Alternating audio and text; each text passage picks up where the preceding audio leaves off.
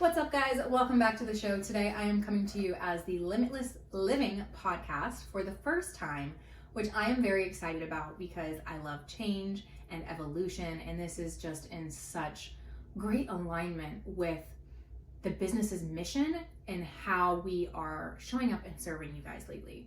It is all about helping you tap into how limitless and powerful you truly are. So today we're going to do that by talking about the 3 simple steps that it takes to reprogram your subconscious mind so that you can cultivate more success, joy, peace, and love in your life with a greater sense of ease. And this process is one of the pillars that I help my clients with inside my signature program, Limitless Leaders. So we do the subconscious reprogramming, we cultivate deeper self-confidence and trust, and we use connection, creativity, and play as tools to help you move through your challenges, your busy, your stressful seasons with ease and still enjoy your life. So of course, we're focusing on pillar number 1 today. And so this is something that we do inside intensive one-on-one sessions where I guide you through each of these steps seamlessly and repetitively so that you can get the results that you want with a lot less of a heavy lift, with a lot less time and energy spent in the process.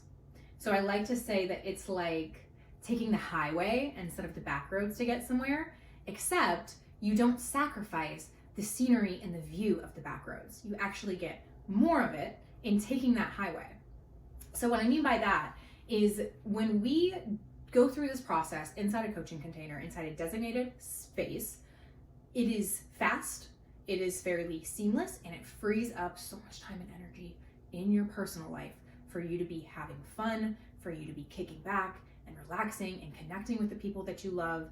And that's what it's all about, right? Like, what are we working for? What are we building if we're not enjoying our life? I know most of us got into entrepreneurship for freedom. And if you're not using that freedom to live a really fucking awesome lifestyle, what's the point? Yes, there's always going to be goals. There's always going to be the next destination, but it really is just all about the journey, right? Like, we're going to look back on our life and it's just going to be a series of small moments at the end of the day. So most people make the mistake of thinking that the need for the mindset work or the need to face these negative thoughts and emotions head on goes away as we reach our goals and higher levels of success. Because in our minds, there is no, like, we picture where we want to be. Maybe it's the dream house, maybe it's a certain number in the bank account, maybe it's traveling the world. And in our minds, there's no pain or problems that exist. And then what happens is we reach that milestone, and most of the time it ends up being very underwhelming because everything that we've been struggling with doesn't go anywhere. We carry it with us into this next level, into this new season. And that is the problem at hand, is that we are capping our fulfillment and our life enjoyment by dealing with the same struggles over and over and over and over again when we don't have to. The answer for that is subconscious reprogramming. So let's talk about the 3 steps. Let's get into it. So step 1 is expanding your awareness, no matter how self-aware you already are, by externally reflecting your thoughts and your emotions in order to identify the subconscious patterns that are happening. And this is so important. I mean, all 3 of these are essential for their own reasons, but this step's really important because we don't realize how much we run on autopilot. We did not choose our subconscious thoughts that create 95% of our thoughts and beliefs. I like to think of it like when you're born, you are a book of blank pages. And for the first 10 plus years of your life, literally, those pages are filled in by your parents and other people's parents and your teachers and society and the advertising that you are exposed to and everything in between, what we were taught in school. I could go on and on. But bottom line is that you didn't choose to be exposed to what you were exposed to. You didn't choose to be conditioned and to form the thought patterns that would become your subconscious mind. It doesn't make you a victim, but what I'm saying is it's not your fault, but it is your responsibility to change. And if you don't, you will have the same setbacks, the same frustrations, the same pain points over and over and over in your life. And it's so sad because that can cultivate so much shame and make us think that something is wrong with us when it's not that at all. And you still hold the power. The power is still in your hands. So in order to do this, journaling is helpful. It's like kind of like mini sessions that you can do on your own to keep up with this. It's like maintenance. I view journaling as maintenance, but nothing compares to external processing.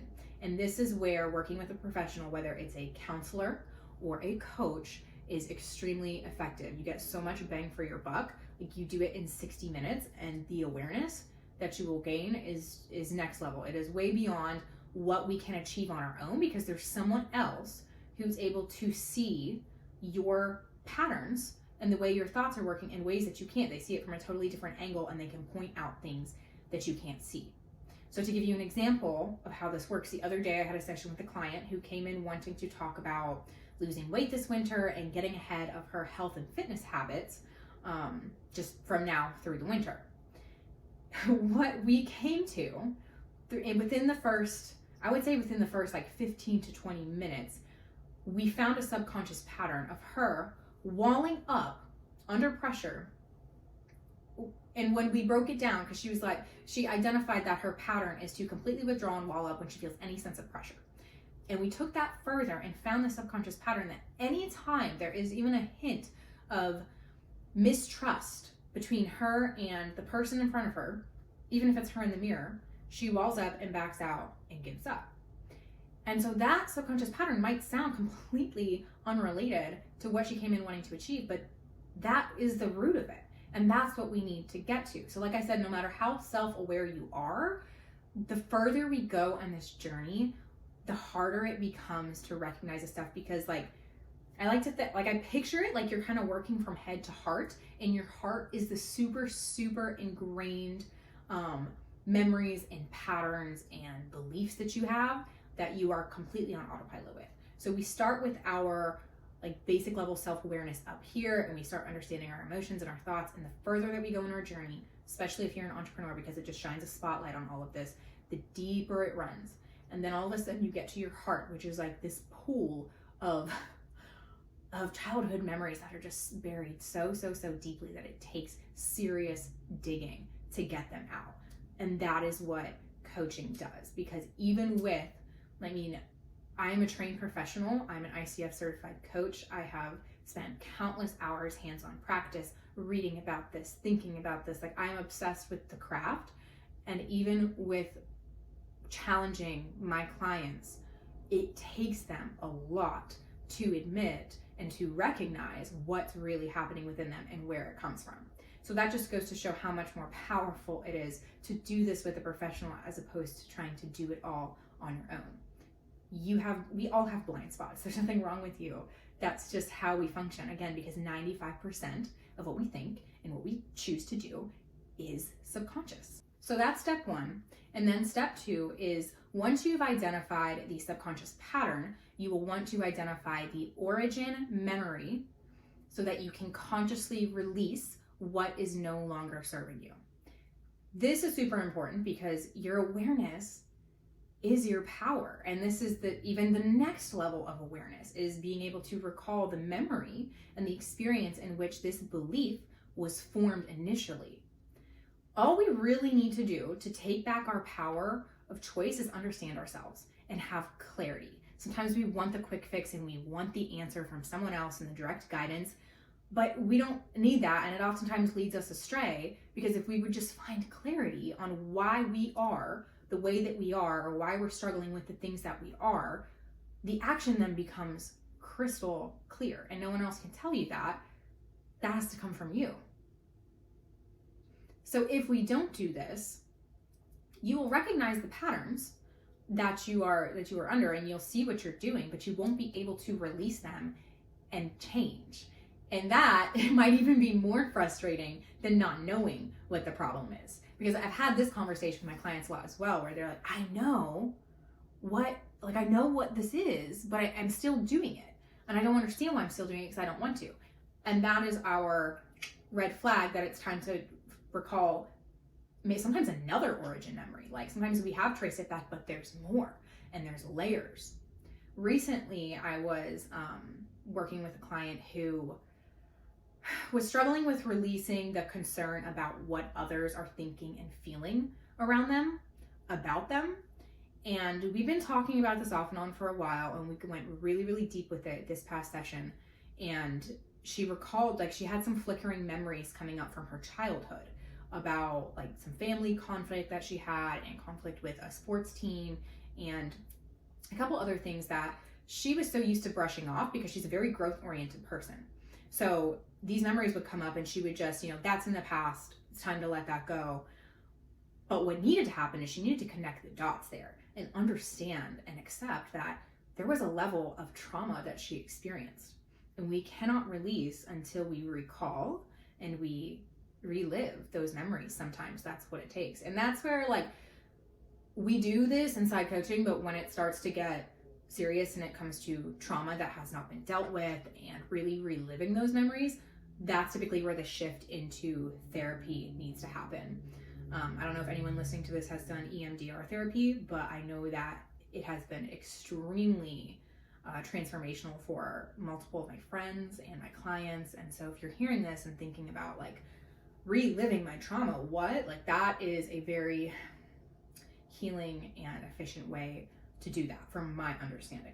So of course we don't go that deep, but what I will do with myself and my clients is have them unpack the memories. So when they mention something about, oh, my mom used to do this or react to me this way, I'm like, hey, don't fly past that. Tell me about that. What was that experience like? And sharing about it, it can often get very emotional, which is what needs to happen.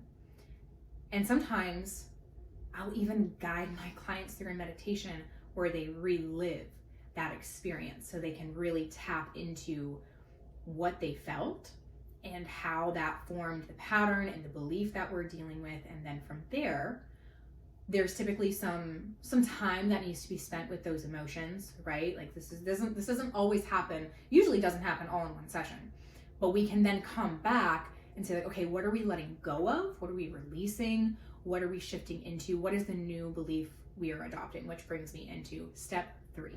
And step 3 is forming new thoughts, beliefs, and practicing them with words and actions. And this is vital because without this step, without the repetition, and it often takes a lot of repetition, because think of it, if you have been operating and thinking one thought pattern, and I like to think of them as like little tracks in our minds, think about how ingrained, think about how deep that track runs. It's like a track in the snow. How many times are you going to have to practice and think the new belief in order for it to become the subconscious default thought? We've got a lot of catching up to do, and this is a process. This is a daily conscious effort, and unfortunately this is the hardest part to get through. It's like climbing, it's a hump that you have to get over, quite frankly, because you're going to be practicing these thoughts, writing your affirmations, setting your intentions, speaking differently about things, and it's going to get really frustrating because it's going to feel like it's not working. And you've got to push through, because again, you're competing. If you're 25 years old, you're competing with 25 years of a repetitive belief, like ringing repetitively in the back of your mind. So that's a lot to rewire. So it's really, really important here to know what works for you as far as the practicing of the new thoughts and beliefs, to take physical action, like writing things down, like verbalizing. That is a big thing that I'll come back to in a second. And giving yourself grace in this process is also very, very important, because like I said, it takes time and it can be really frustrating. So some ways to do this that I kind of just mentioned are to solidify them. So at the end of all my sessions, what I'll do with my clients is have them recap their takeaways and what they're going to carry with them. So because we cover a lot. And I say it's like bringing a bunch of luggage. You can't carry 10 suitcases with you. You can't take the entire session with you. So what are the staple ones that you are going to hold on to tight? So that's reflection. Verbalizing these, writing them down is really powerful. And this is where more surface level practices like writing down daily affirmations comes in. I'm more of an intention setter than an affirmation writer. I do like to, write down my beliefs as affirmations, but personally, I find those way more powerful to be spoken to in the mirror. Like if I look at myself in the mirror and make eye contact and say the things, it carries way more weight because our words have 500 times the frequency as our thoughts. So that's more powerful if you're going to do affirmations. And then, like I said about intention setting, I will set an intention every single morning. I like to set them for the month, for the week, and for every single day. And this is cool because our goals are like our destination, right? I picture a ship in the ocean, and your goal is the island that you're going to, but your intention is how you're steering the steering wheel. And intentions are really powerful because every month when I do them with my clients, we'll reflect back and I'll follow up with their intentions, and they won't even remember what the intention was that they set, but how aligned they acted with it throughout the whole month is mind-blowing, because they'll look back and say, holy shit, that is actually crazy that was my intention, because that is what I did through the month, and I didn't even consciously think of it. It's like planting a seed in the back of your head and just letting it blossom on its own. So that's really powerful. The mirror talk, like I said, writing it out, and just being really cognizantly aware of your words. If you had to pick one thing, I would say really be intentional about your words.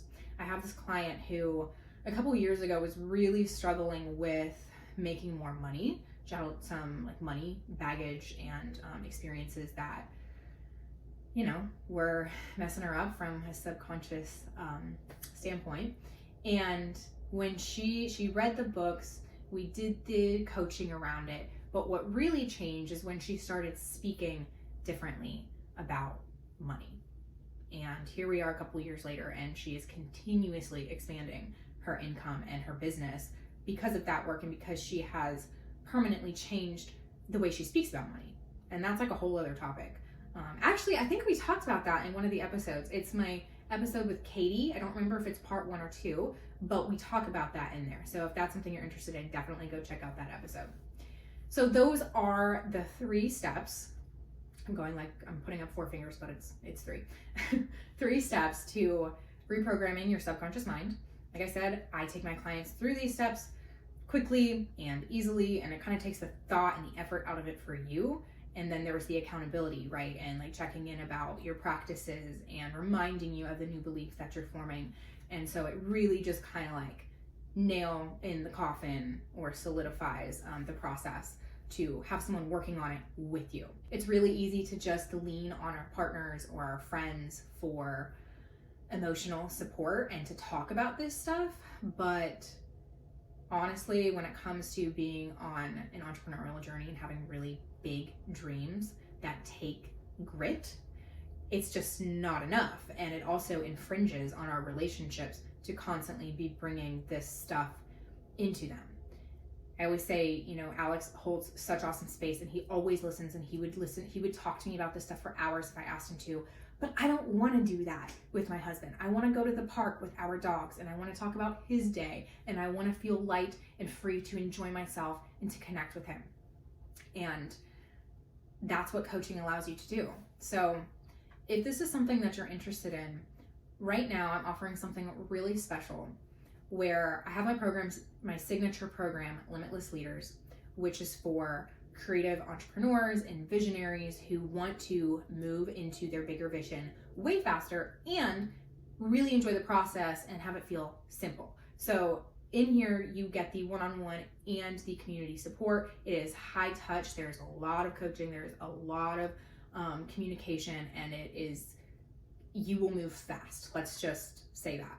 But right now, what I'm doing that's really special through the end of the year is if you are interested in coaching, we hop on a discovery call. And if Limitless Leaders is not the most perfect fit for you, and there's something that I think would be more aligned, I'm creating customized packages.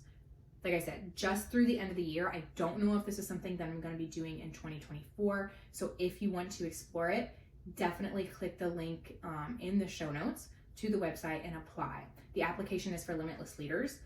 But like I said, we'll hop on a discovery call. We will talk. And if there is something better fit for you, I will create that for you. It'll be fully tailored for you. So thank you guys so much for listening today. I hope that this served you greatly. If you have any questions, don't hesitate to reach out, shoot me a DM on Instagram, share your insights, ask me questions, whatever you've got.